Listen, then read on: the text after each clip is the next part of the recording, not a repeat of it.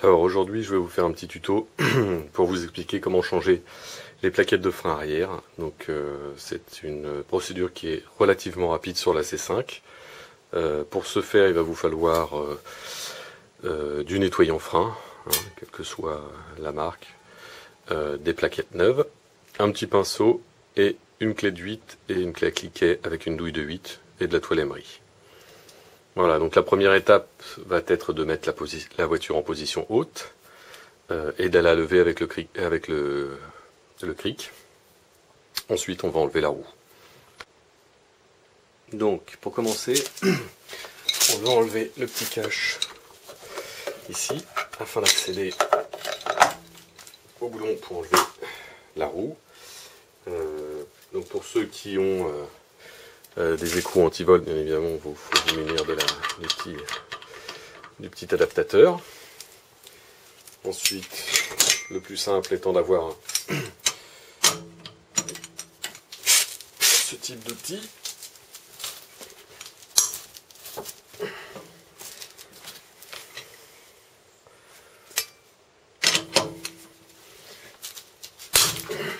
Voilà, alors des fois c'est un peu serré, d'où l'intérêt d'avoir une clé croisée, une clé en croix je veux dire, comme ça c'est beaucoup plus simple, on a plus de force.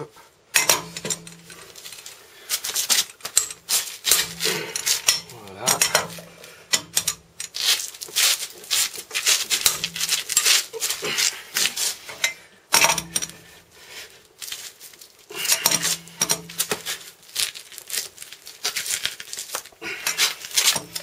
Alors, quand il y en a un peu récalcitrant, le mieux c'est d'avoir ce type d'outil. Ça vous permet d'avoir un bras de levier plus important. Ça, souvent dans les centres auto, quand vous faites changer vos pneus, et bien, il sert avec la clé à choc. Et il ne sert pas au couple, alors du coup c'est un peu dur à démonter de temps en temps. Donc voilà, une fois que vous avez desserré les boulons, vous levez la voiture.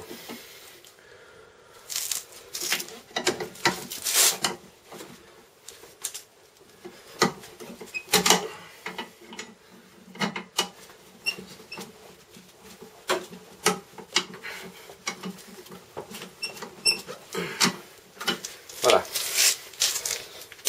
Voilà. Maintenant on va pouvoir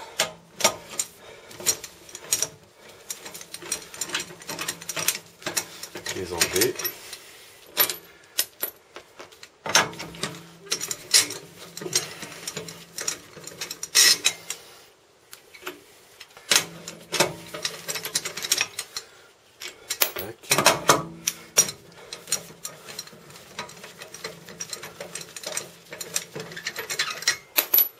Voilà.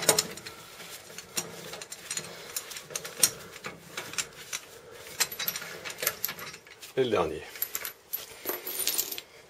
On les écarte un petit peu. Et voilà.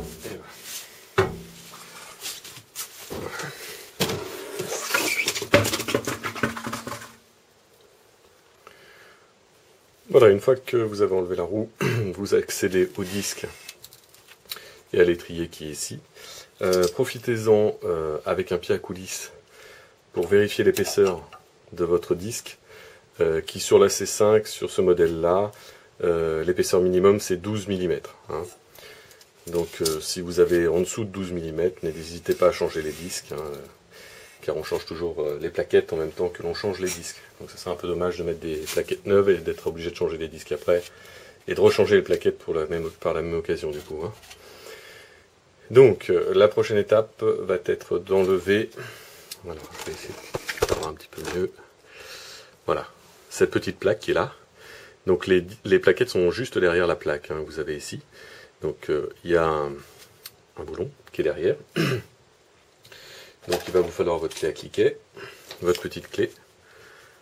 Et là, hop, vous verrouillez derrière. Vous prenez votre clé à cliquet. Et là vous desserrez.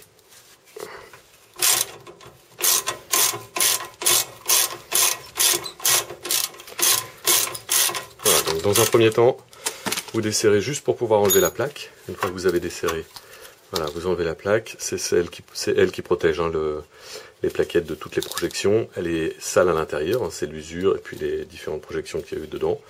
Donc il y a surtout la poussière des plaquettes. Vous pouvez remarquer qu'il y a plein de poussière mélangée avec un petit peu de terre aussi. Donc ça va après. Vous allez voir, on va le nettoyer hein, pour pouvoir avoir une surface propre pour pouvoir remettre les nouvelles plaquettes. Donc là, on va finir ce que l'on a commencé. On va tourner un peu la lampe peut-être. Voilà.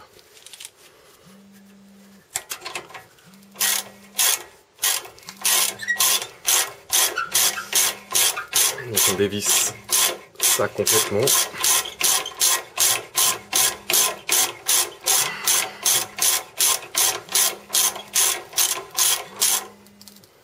Voilà. Et on va retirer la tige. Alors, vous faites attention, il y a un ressort qui est là, hein, qu'on voit pas très bien, qui passe sur les plaquettes pour les maintenir, qui ressort de l'autre côté, qui vient s'accrocher ici. Hein. On voit peut-être les deux ergots, je vais essayer de vous les montrer de plus près.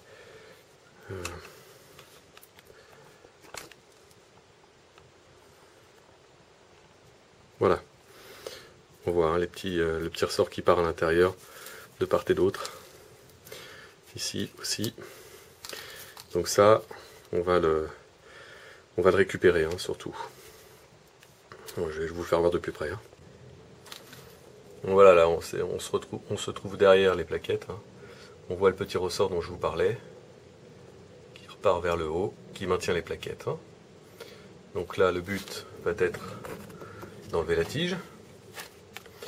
Bon, pour ce faire, je vais remettre la caméra à sa place.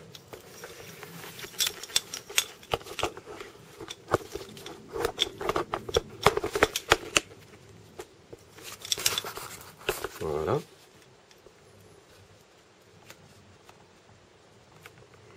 Comme ça.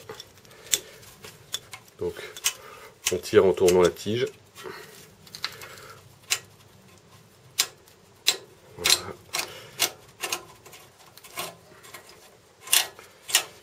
Et voilà. Voilà, donc on va voir le ressort sortir. Voilà, la position du ressort, hein, c'est vers le bas. Hein, donc les ergots viennent se mettre sur le bas de l'étrier. Comme ça, vous ne pourrez pas vous tromper. Donc on le passera un petit coup à la toilemmerie après. Hein. Donc ça, on le dépose. Et ensuite, vous allez avoir accès aux plaquettes. Pour les retirer plus facilement, vous prenez le petit côté de la plaquette et vous tirez un peu le piston vers vous. Légèrement, hein, pas complètement, parce qu'après on va les nettoyer les pistons. Pareil, vous le repoussez, celui du fond, hein, et vous dégagez les plaquettes. Voilà. Vous faites attention, vous avez une petite plaque ici, hein, que vous allez garder. D'ailleurs, je m'aperçois que celle-ci est montée vers le haut. En principe, elles sont vers le bas. Enfin, c'est pas grave. Voilà, donc cette plaque aussi, on va la nettoyer. Hein, un petit coup de toilemmerie aussi pour enlever l'excédent de poussière que vous avez dessus. Donc là, on peut voir l'état des plaquettes. Hein. Donc voilà à quoi ressemble une plaquette neuve en comparaison. Voilà, l'ancienne, la nouvelle. Hein. Donc on voit bien l'état d'usure de la plaquette. Hein. Bon. Et vous faites pareil pour celle qui se trouve derrière. Donc pareil, vous tirez aussi la petite plaque avec, qui se trouve derrière. Voilà, donc ça, celle-là, on va la mettre de côté. Et vous voyez qu'elle est usée aussi de la même façon. Hein. Relativement usée. Peut-être un peu usée en biseau, ça veut dire que le piston n'était pas forcément très droit là. On va voir ça. Voilà. Donc, l'étape suivante, ça va être le nettoyage de l'intérieur. Hein. On a vu que c'était bourré de poussière. Donc on va commencer à nettoyer l'intérieur de l'étrier. Hein. Donc il vous faut un petit pinceau. Ça permet de passer là. D'enlever vraiment l'excédent de poussière. Je vais essayer de pas me cacher. Ça c'est fait. Voilà. Sur les côtés aussi, hein, vous pourriez le faire à la soufflette, mais alors la soufflette on en prend plein, ça en disperse partout, c'est l'horreur. Hein. Donc avec un petit tournevis, on va refaire le rainurage ici, là où passent les plaquettes.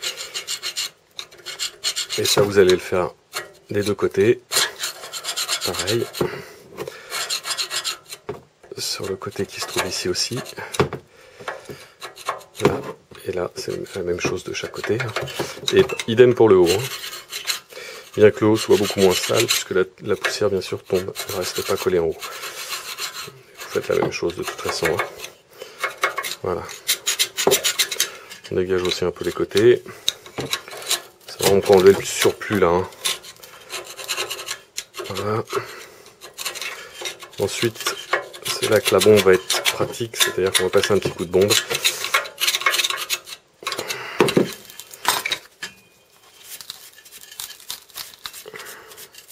Voilà.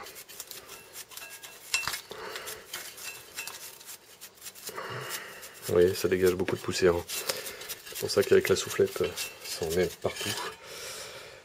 Si on regarde au niveau du sol, on peut voir qu'il y a pas mal de particules. Voilà. Donc ensuite, on va mettre un petit coup de bombe.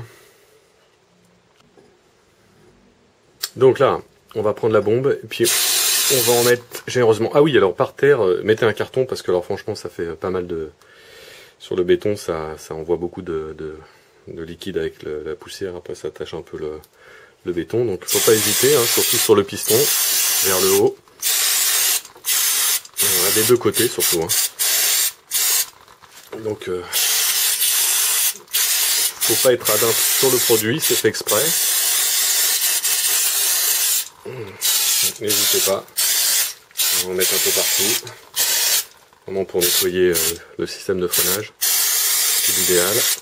Gardez-en pour l'eau très tridier après, puisque ça, les plaquettes se changent toujours par... on change les deux côtés en même temps. Donc voilà, là on voit que c'est beaucoup plus propre.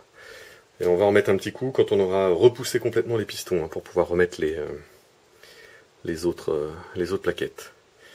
Bon, en attendant que ça sèche, ce que je vais faire, c'est que je vais nettoyer avec la toile émerie le petit ressort et puis les petites plaques en fer.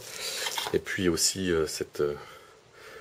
le cache, je vais le décrasser, tout simplement en grattant dedans avec la toile émerie ou un petit peu de... Avant la toile émerie, un petit peu une brosse métallique. Voilà. Donc voilà, c'est la plaque. Si on la tape, on voit qu'il y a pas mal de poussière qui part. Donc un petit coup de brosse métallique dedans.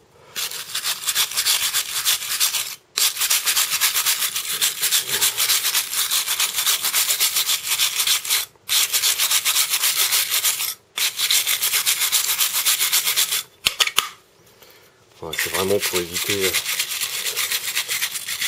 que ce soit trop crade. Si on le fait jamais, effectivement à la fin, voilà, il va y avoir vraiment un gros il y aura vraiment beaucoup trop de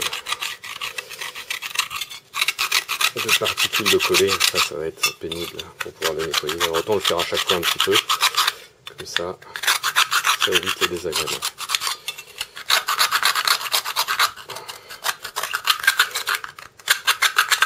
Voilà. Le but c'est pas que ce soit brillant, c'est pas de leur mettre à nu, le faire, le tout c'est que ce soit bien comme il faut. Décrasser comme il faut.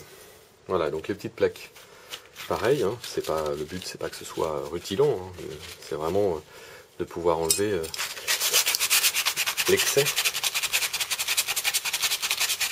pour que ça puisse glisser aussi facilement quand on va remettre la nouvelle plaquette.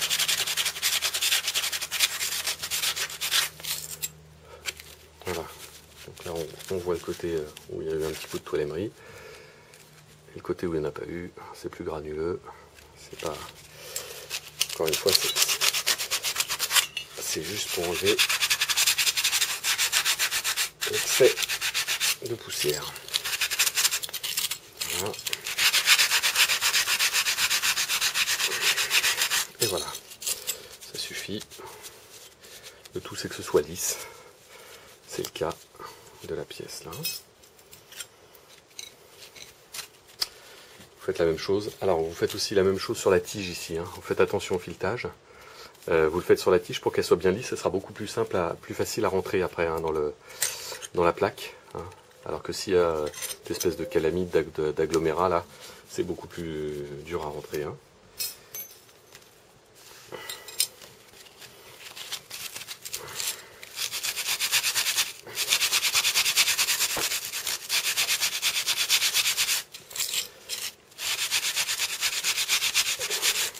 Voilà.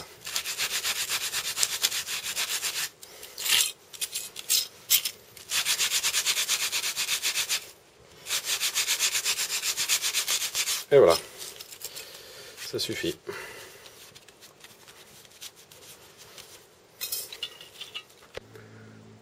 Alors à présent, il va falloir repousser les pistons. On voit qu'il est un peu ressorti. Voilà, là encore une fois, rien de plus simple. Une petite précision, vérifiez qu'il n'y ait pas de fuite au niveau des pistons.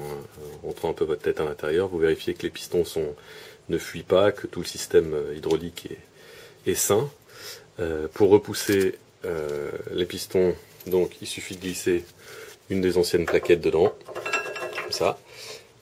Vous tirez vers vous la plaquette. Ensuite, vous vous aidez avec un petit tournevis à l'intérieur pour la tirer, pour la repousser dans les deux sens, hein, bien à plat. Voilà, hop, comme ça. Vous voyez, il suffit de faire le pied en exerçant une pression par là. Et une fois que la plaquette est bien collée, bah là vous le sentez, hein, vous prenez des deux côtés la plaquette, hein, on peut la prendre de ce côté-là aussi. Vous tirez vers vous, et là il n'y a pas de souci. Étrier, le piston est bien rentré. Vous faites idem de l'autre côté, la même chose. Donc dans un premier temps, vous poussez là. Ensuite, vous vous aidez du petit tournevis pour faire levier vers le fond et vers le milieu. Voilà. Et voilà, pas de problème. Donc là, les pistons sont repoussés au fond. Dans la revue technique automobile, bien souvent, ils préconisent de remettre un petit peu de liquide de frein. Voilà, vous pouvez vérifier qu'ils sont bien repoussés aussi, là, comme ça, en les prenant après. Sur les joints. Après avoir nettoyé, de nouveau, vous allez vous resservir de la bombe pour nettoyer le piston. Les deux côtés, hein, n'oubliez pas. Voilà. Encore une fois, vous pouvez être généreux, il n'y a pas de souci. Une fois que ce sera sec, vous pouvez enduire, mettre un petit peu de liquide de frein sur les joints du piston. Hein. Alors, à présent, on va procéder au remontage des plaquettes neuves. Donc, vous avez les plaquettes neuves, là, la petite plaque. On va commencer par celle du fond ou du début, peu importe. Donc vous mettez la plaque, alors, comme ceci, d'accord, donc vers le bas, vous la glissez tout simplement. Voilà, faites attention de bien glisser la plaque en même temps, comme ça. Là, vous allez faire la même chose de l'autre côté, donc avec l'autre plaquette.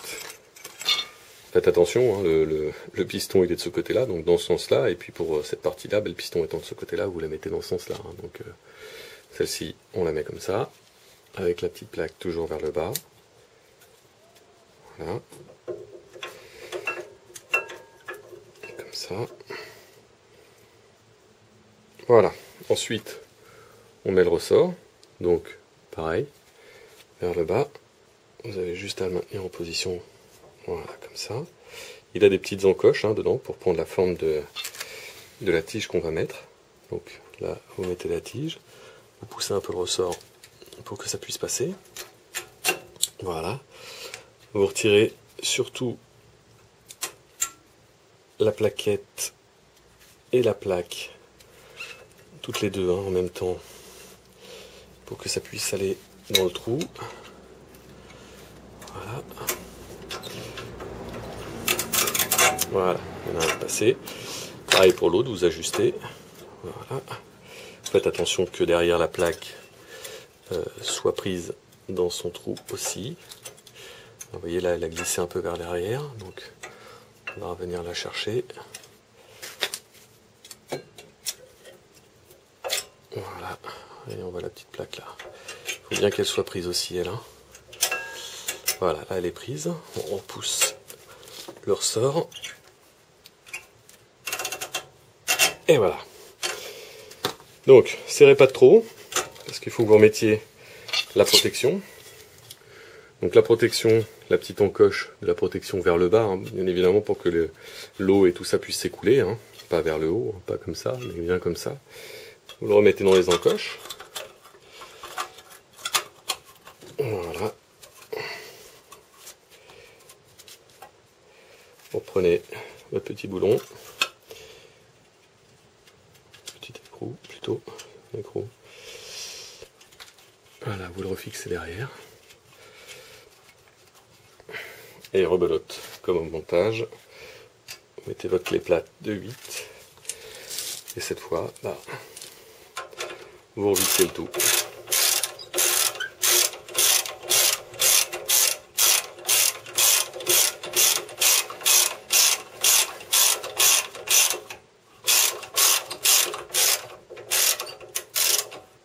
Voilà. Donc vous assurez bien que la plaque est bien collée à l'étrier. Et là, vous serrez gentiment. Encore une fois, hein, c'est pas la peine de serrer trop fort. Il y a des couples de serrage qui sont indiqués sur les revues techniques. Essayez d'avoir une clé dynamo. Voilà. Voilà. Tout tient très bien. N'oubliez pas, avant de repartir, vous remettez un petit coup de bombe sur le disque. Hein. Vous passez un chiffon propre, voilà, dessus, de chaque côté, pour dégraisser le disque, si tant est que vous ayez mis de la graisse dessus. Voilà.